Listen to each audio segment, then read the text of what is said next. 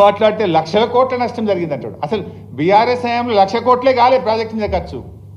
ఇవాళ మీరు చూడండి ఆయన ఎన్నిసార్లు లక్షల కోట్లు నష్టం జరిగింది అంటాడు.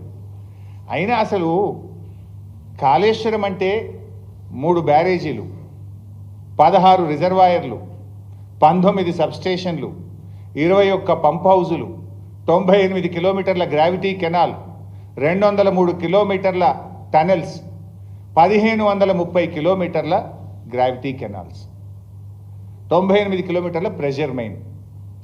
ఇంత పెద్ద కాళేశ్వరంలో అన్నీ ఇంటాక్టే ఉన్నాయి కదా.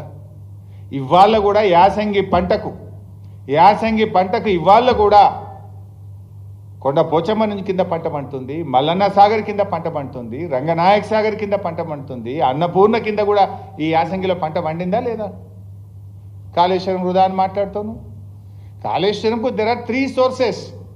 1 is Midmanair, 2nd is Yellampalli, 3rd is Medigadda. ఇవాళ మిగతా 2 సోర్సులు ఇంటాక్ట్ ఉన్నాయి.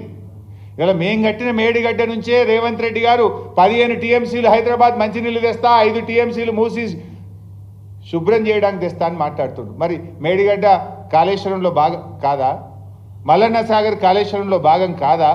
మరి మల్లన్న సాగర్ కాళేశ్వరంలో భాగం కాకపోతే ఆడికెళ్ళొచ్చింది? మరి 1,00,000 కోట్లు పోయినాయని చిల్లర మాటలు, ఉద్దర మాటలు, గోబల్స్ మాటలు మాట్లాడుతున్నా ఉత్తమ్ కుమార్ రెడ్డి.